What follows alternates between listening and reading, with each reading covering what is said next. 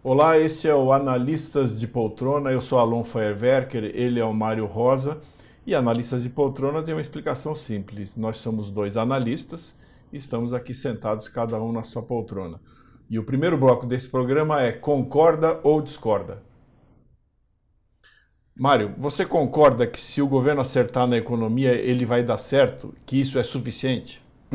Discordo. Eu acho que o governo, para dar certo, vai ter que dar certo primeiro na política. E se ele errar na política, ele não vai dar certo na economia. Você concorda que o governo devia se livrar rapidamente dessa pauta do escola sem partido que só vai dar problema para o governo? Discordo. Eu acho que governos, às vezes, têm pautas que são boas para manter o posicionamento político dele junto ao eleitorado dele, mesmo que ele perca. Você concorda que o governo deveria também cair fora rapidamente dessa pauta da intervenção na Venezuela? Acho que discordo. Acho que é melhor perder no objetivo, que é a questão da Venezuela e manter cativo um eleitorado ideológico. Então, eu acho uma boa pauta, mesmo que ela possa estar errada. E você concorda comigo? Eu acho que o militar na articulação política pode ser o novo que vai dar certo. Eu discordo, porque eu acho também que se você botar um deputado de baixo clero para comandar uma guerra, nós vamos perder essa guerra.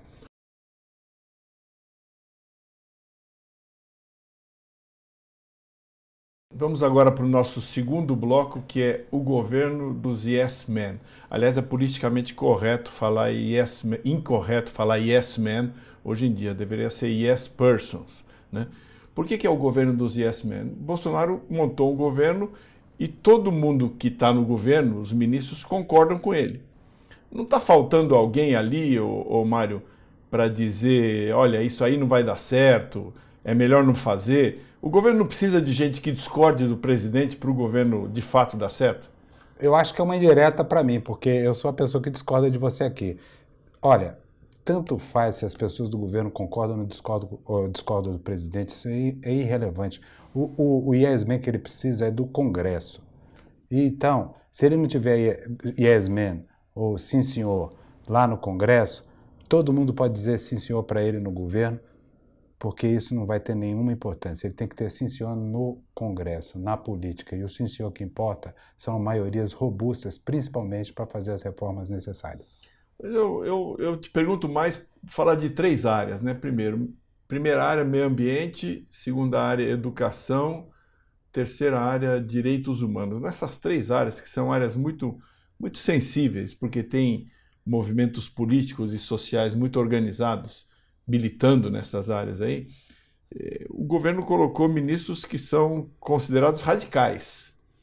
Será que isso aí não vai dar problema, não vai dar muito conflito? Não teria sido melhor ele fazer algum tipo de mediação ali, colocar gente que tivesse, por exemplo, na educação mais diálogo com o movimento de professores, ou no meio ambiente mais diálogo com as ONGs ambientalistas? Você vê, o governo quis juntar o meio ambiente com a agricultura. Bastou ali um tweet, uma manifestação da Gisele Bündchen, ele teve de recuar. Essa coisa de querer radicalizar muito não vai obrigar o governo a recuar muitas vezes nesses assuntos que são assuntos sensíveis? Eu quero dizer que se a Gisele Bündchen fizer qualquer tweet, eu também vou recuar de qualquer coisa. Então, eu sou igual ao governo Bolsonaro. Um governo que recua por causa de tweet, o problema é o governo. Mas você não disse da outra vez que achava bom que o Bolsonaro fosse, o presidente Jair Bolsonaro fosse um personagem contraditório, porque assim, quando ele muda de opinião, ele mantém a coerência. Agora você está mudando de opinião também? Eu sou contraditório, por isso que eu apoio esse governo, porque eu sou contraditório. Agora, apoiar esse governo contraditoriamente, às vezes fica contra também. Essa é uma das características. Mas esse é o problema, todo mundo está apoiando esse governo, inclusive você. Será que não é o caso de ter alguém que diga para ele, olha, isso está errado? Você vê, escola sem partido, por exemplo, foi votar no Congresso essa semana, não conseguiu nem sair da comissão. Foi derrubado ali na comissão, não chegou a ser votado na comissão, a legislatura vai acabar e o projeto vai ser arquivado. É um desgaste desnecessário. É isso que eu estou querendo dizer, Mário. São assuntos que o governo vai colocar as pautas na mesa e não vai ter força para implementar. E ao não ter força, ele vai sofrer derrotas sucessivas. Vamos ao que importa. Pão e circo. O governo é pão e circo. Circo, é isso aí. O que importa é o pão. E para ter pão, vai ter que ter reforma da Previdência, crescimento econômico e coisas desse tipo. Se não tiver pão, o circo vai ser um desastre. Se tiver pão, o circo pouco importa. Agora nós já entramos num assunto aí que era para ser o próximo bloco, mas tudo bem. Você está dizendo que eu estou te furando? Não, você está antecipando um pedaço do programa, mas tudo bem. O próximo bloco a gente vai tratar aí das relações do governo com o Congresso. Você está dizendo que não tem problema nenhum o governo ser derrotado nessas pautas ideológicas. Derrotado ou vencer, tanto faz essas pautas. Mas se ele demonstrar fraqueza nessas pautas ideológicas, ele pode perder musculatura nas votações que interessam. Mas isso nós vamos discutir no nosso próximo bloco.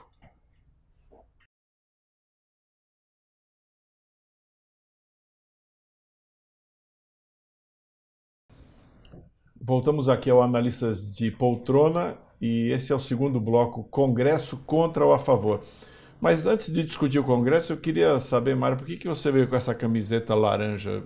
Alguma referência, algum assunto específico? A primeira é uma homenagem à NASA que está na moda. E mais do que está na moda por quê? Por causa do ministro astronauta, que é ministro da Ciência e Tecnologia? Por que está na moda? Está na moda e, sobretudo, porque laranja está na moda. Depois desse escândalo da Assembleia Legislativa, o laranja nunca teve tão na moda e o laranja é o novo verde. Não teve aquela coisa, não sei o que, o novo preto? O laranja agora é o novo verde. Muito bem. Vamos então aqui ao nosso segundo bloco, Congresso contra ou a favor. Tem duas visões opostas sobre as relações do Bolsonaro, do presidente Jair Bolsonaro com o Congresso, né? A primeira visão é de que ele vai de fato conseguir dar uma saneada nas relações do Executivo com o Legislativo. E a segunda visão é que ele vai tentar fazer isso, mas vai acabar se enrolando, porque eu conversei essa semana com um dos senadores ali, coroados ali do Senado, que me disse o seguinte: tudo bem esse negócio aí de bancadas temáticas, bancada do agro, bancada evangélica, tá tudo certo. Só que na hora de decidir a pauta, na hora que o presidente da Câmara ou do Senado quiser decidir a pauta, ele vai ter que chamar os líderes dos partidos. E os líderes dos partidos estão chateados porque não estão sendo consultados para nada e não indicaram nenhum ministro. Como é que o governo vai sair dessa sinuca aí, Mário? Bom, esse governo veio com uma grande novidade. O maior desafio de todo presidente é esconder o botão de deleta dele. Então, o que é esse botão de deleta? É aquele botãozinho que você aperta, deleta o presidente. Então, por exemplo, o presidente Fernando Collor, o botão de deleta dele foi aquele motorista que recebia o dinheiro lá do PC Farias. Descobriram e deletaram. O presidente Fernando Henrique deletaram o presidente. Deletaram o presidente, é o impeachment. O presidente Fernando Henrique tinha aquele botãozinho de deleta que era a compra dos votos. Descobriram, mas ele cortou os fios. E aí nem sempre você descobre e deleta. E aí não deletaram o presidente porque ele foi esperto e conseguiu deletar. Você está dizendo o seguinte... O Lula teve um mensalão. Você está dizendo o seguinte, que tem esse problema aí do Flávio Bolsonaro lá na Assembleia do Rio, e esse é o botão de deleta do presidente Jair Bolsonaro. Já vem com o botão de deleta implantado. A Dilma nem tinha botão de deleta e inventaram um botão para ele. Que é as pedaladas, né? Que é a pedalada. Botaram lá um botão. O presidente Temer é um painel inteiro de botões de deleta e não conseguiram deletar. Ou seja, está sobrevivendo. O botão de deleta não significa que o presidente vai ser deletado. Mas o primeiro desafio político de um presidente é esconder o botão de deleta dele. Esse já veio com o botão embutido. Então, se eu entendi o que você quis dizer, a tua opinião é a seguinte: o governo tem que tomar cuidado para não se enfraquecer demais no Congresso, porque o Congresso já sabe onde é que está o botão de deleta dele. Já sabe onde vai apertar. E quando é que aperta? Quando o presidente fica impopular. Ou quando o presidente fica impopular é mais fácil de apertar. E aí, se o presidente começar a tumultuar demais a relação dele com o Congresso e, por exemplo, o nosso grande ministro da Justiça, ministro Moro, começa a mandar uma série de medidas lá que são muito importantes e populares, mas, ao mesmo tempo, criam uma série de obstáculos para a aprovação da agenda de Chicago, ou seja, se Curitiba começa a mandar um bombardeio de ações que atrapalham Chicago, o botão de deleta fica exposto. Mas nós estamos misturando os assuntos, né? Tem um último bloco nosso, que é Mídia e Poder, onde nós vamos falar. O presidente Jair Bolsonaro disse que a relação agora dos líderes com a população é uma relação que não precisa de intermediários. Pelo que eu estou entendendo, o governo vai tentar, através de medidas, de iniciativas aí populares na área da criminalidade e na área dos costumes, ganhar força na sociedade para impor a agenda dele ao Congresso. Eu tenho dúvida se isso vai funcionar. Tudo bem, a eleição do Bolsonaro foi uma novidade, a maneira como aconteceu. Então a gente tem que estar esperto para a possibilidade de acontecerem novidades. Mas essa coisa do governo emparedar o Congresso por causa da pressão da opinião pública é um negócio que nunca funcionou bem no Brasil. O governo, o Congresso, ele tem uma força própria e tem uma autonomia própria. Então eu ainda tô querendo ver o que vai acontecer. Deixa eu falar, eu trabalhei 11 anos com a seleção brasileira. A única coisa que tinha lá é que ao final de 90 minutos o Brasil tinha que fazer um gol. O governo é igual a seleção brasileira. Tem que aprovar. O Congresso não tem que fazer nada, ele pode jogar pelo empate e pela derrota. E se vencer, é um milagre. Então, quem tem que ganhar esse jogo é o governo. Eu estou um pouco preocupado aqui porque eu estou concordando muito com você. A ideia desse programa é a gente discordar, mas tudo bem. Vamos fazer uma denúncia aqui. Vamos tentar resolver isso. Deixa eu fechar esse bloco aqui. Você faz a denúncia no próximo bloco. Vamos para o terceiro bloco agora. Obrigado.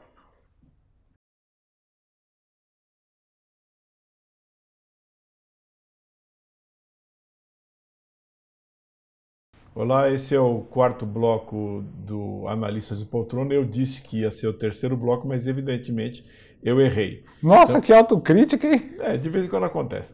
Então nós vamos passar agora para o quarto bloco, que é o Guerra Fria em Caracas. O governo brasileiro está dando muito pitaco na situação da Venezuela. Não sei se o governo está querendo agradar o Donald Trump, ou se de fato ele pensa em fazer alguma coisa mais ativa em relação à situação venezuelana. De qualquer jeito, a gente viu essa semana, pousou ali em Caracas, um Tupolev 160, que é um bombardeiro estratégico russo, que ninguém sabe se ele estava ou não estava carregado de armas nucleares, mas ele tem a capacidade de carregar armas nucleares. Ou seja, a Rússia deu ali uma demonstração de que não vai aceitar pacificamente uma intervenção externa na Venezuela. Então, acho que o governo brasileiro precisaria ficar um pouco mais esperto para também não ter de novo outra derrota. A gente já falou do Escola Sem Partido, onde ele provavelmente vai ter de recuar. A gente já falou da fusão do meio ambiente com a agricultura, onde ele já teve de recuar, né? Agora tem esse assunto da Venezuela. Não seria mais inteligente, Mário, o governo adotar uma posição mais moderada em relação à Venezuela? Olha, inteligente para quem? Veja só, você ter bons inimigos é bom. Se você está criando uma nova Guerra Fria num mundo que não tem mais o Muro de Berlim e o presidente Bolsonaro virou defensor da América Latina e da influência deletéria de seja lá do que for, e inventou um inimigo novo, mesmo que ele não exista, e ele vai proteger o povo brasileiro desse inimigo novo, bom, se isso for convincente, bom para ele. Agora, se isso é útil, também romper com a Venezuela não tem grande importância. O problema é que as palavras elas não voltam, né? Você fala uma coisa e aquilo lá você não consegue recolher aquilo que você disse. Se ficar no terreno da retórica, tá beleza. É um discurso aqui, outro discurso ali, um fala mal do outro, outro fala mal do um. Mas se eventualmente o quadro ali evoluir ou involuir para uma crise na vida real e não só no discurso, será que o Brasil tem cacife, tem bala, literalmente, para se meter ali num conflito entre a Venezuela e os Estados Unidos? Bom, aí nós vamos ter uma guerra nuclear no Brasil. Não, isso não vai acontecer. Mas um conflito convencional que envolva ali a Colômbia, os Estados Unidos e a Venezuela, não está fora da tela. Porque o próprio Trump disse que todas as opções em relação à Venezuela estão colocadas na mesa. Então, será que o Brasil não está entrando de gaiato nesse navio, não? Não, eu acho que, veja bem, o Brasil sempre foi um país que teve na moderação, e a diplomacia brasileira sempre foi marcada por essa sensação de manter uma relação orgânica com o resto dos países. Mas você, de vez em quando, pode ter um inimigo, né? Nós já fizemos uma coisa, trucidamos o Paraguai uma vez, e foi um episódio lamentável, mas necessário naquele momento da história. Como assim necessário? Necessário para quem? Necessário para a história. Aquilo ali foi importante naquele momento, o Duque de Caxias. Você conta o Duque de Caxias? Eu quero dizer que eu discordo radicalmente dessa opinião do Mário, porque, na verdade, o Brasil ali serviu de um certo joguete ali do imperialismo e do colonialismo inglês, mas podemos continuar. Sim, agora nós vamos ser joguete e o que você chamou mais? Joguete. Joguete bom, do imperialismo americano. Evoluímos. Não sei se é a melhor opção, não. Bom, vamos então terminando aqui esse quarto bloco. Dessa vez eu não errei, e vamos para o último bloco, que é mídia e poder.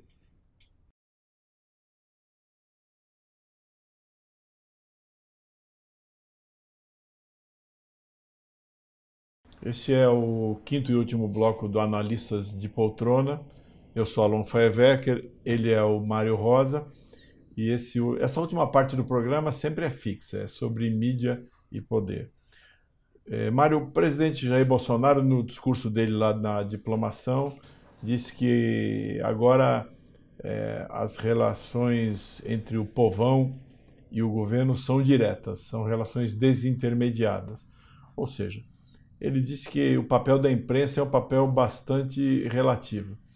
A minha dúvida é se ele vai conseguir manter isso. Você vê, por exemplo, nos Estados Unidos, o Trump apanhando dia e noite praticamente de toda a imprensa, fica ali a Fox News só apoiando o governo dele e enfrentando dificuldades. Esse é um ponto. O outro ponto é o seguinte: como é que a imprensa vai fazer para trabalhar no governo Bolsonaro? Ela vai ter mais dificuldade, menos dificuldade? É bom para ela que o governo seja um governo de algum modo hostil a ela? O que você acha? Bom, antes de mais nada, antes de responder essa questão seríssima, eu quero dizer que ele comprou uma base maior que a minha. Eu falei isso no outro bloco. Quero dizer que base... Eu comprei porque o pessoal aqui do programa disse que eu estava brilhando demais.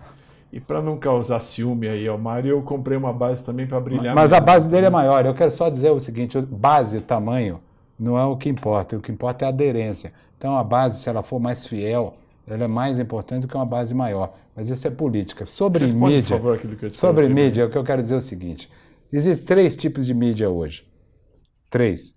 Existe a mídia monoteísta, que é o pessoal dos blogs digitais que tem ou o PT como Deus e o resto como o diabo. Tem o pessoal que tem o Bolsonaro como Deus e o PT e o resto como o diabo. É o pessoal que acredita num Deus só. Tem o pessoal da mídia, por favor, música clássica, que é aquela mídia que você chama aí, a Rede Globo. Eu cunhei essa expressão mídia clássica no último programa e ele ficou um pouco incomodado. Por isso eu confesso que não sei porquê. Não, é porque é muito clássica. Não, eu não fiquei incomodado, não, eu achei clássico. Mas e tem o pessoal da mídia clássica que é ateísta, não tem Deus nenhum. Então, na ausência de Deus, não fala de ninguém, não fala do problema de ninguém, deixa para lá tudo. E temos nós aqui, que eu acho que fazemos parte de uma mídia politeísta, ou seja... Nós temos vários deuses. Vários deuses, mas deuses da Odisseia, deuses da mitologia grega, que eram deuses bons, deuses humanos. Né? Deuses humanos, deuses com defeitos, deuses com virtudes, deuses capazes das maiores bondades e das maiores perversidades. Então aqui todos são deuses, todos são humanos e todos são falhos. Mas você não quer voltar para o assunto? Então o que eu quero dizer é que a imprensa também hoje é quase como uma igreja. Então você vai ler um site hoje, você não vai ver também o presidente, quando diz que vai falar diretamente com o povo, quando ele vai falar, os filtros hoje também estão muito ideologizados dos sites, dos blogs, das coisas todas. Mas não tem filtro, porque o Twitter dele, ele digita lá no Twitter dele e as pessoas leram o que ele escreveu. Não, ele fala diretamente, mas o que eu quero dizer é que também, através das plataformas que estão surgindo, tirando a mídia clássica que tem seus filtros tradicionais, as outras também é o seguinte, são os seguidores da religião do PT, os seguidores da religião do Bolsonaro. Entendi, mas a questão é outra. A questão é a seguinte, como é que a imprensa vai fazer para cobrir o governo? Qual a imprensa clássica? Qual a imprensa está falando? Se você quiser chamar dessa maneira, pode chamar. Pois é, a imprensa clássica é uma parte apenas desse arsenal de imprensas que Mas tem. ele estava se referindo à imprensa tradicional, à imprensa clássica, quando ele falou que não precisa de intermediários. Então a minha dúvida é a seguinte, será que os jornais vão reagir a isso aumentando ou adotando algum tipo de hostilidade em relação ao governo, ao se sentirem de alguma maneira marginalizados? Eu não sei, porque você tem uma parte da imprensa que evidentemente apoia a agenda desse governo, especialmente a agenda econômica tem grande apoio na imprensa. Então, não vejo como a imprensa vai se tornar uma imprensa hostil em relação ao governo Bolsonaro por causa dessa tentativa de desintermediação. Mas a gente sabe que jornalistas são como animais carnívoros e selvagens. Eles precisam ser alimentados de notícias, não pelo governo, mas eles precisam se alimentar de notícias. Todo governo que tentou estancar as fontes de informação para os jornalistas, ele acabou se dando mal. Mas nós temos Curitiba que vai poder oferecer carne e sangue para caramba, para a imprensa. E mais do que isso, hoje em dia, a comunicação com Deus não precisa ir através de nenhuma dessas religiões, nenhuma dessas igrejas. O que ele está querendo dizer, fale comigo diretamente. Isso é uma primeira coisa. Segundo, tudo isso vai funcionar muito bem se o governo for bem na economia. E para ir bem na economia, ele vai ter que ir bem na política. Se ele não for bem na política e na economia e não entregar um crescimento maravilhoso, a comunicação dele vai ser péssima. Se ele for bem, a comunicação dele vai ser ótima, independente do que fale todo mundo. Esse é o ponto. Bom, então nós vamos fechando aqui o Analistas de Poltrona dessa semana e eu quero dizer que concordei com você, que eu acho que a Lava Jato pode fornecer a matéria-prima que a imprensa precisa para atravessar esse período em que o governo, propriamente dito, vai eventualmente tentar fechar um pouco as torneiras de notícias. Então, muito obrigado a você que nos assistiu e voltamos semana que vem, eu, Alon Feuerwerker, ele e o Mário Rosa com Analistas de Poltrona. Valeu!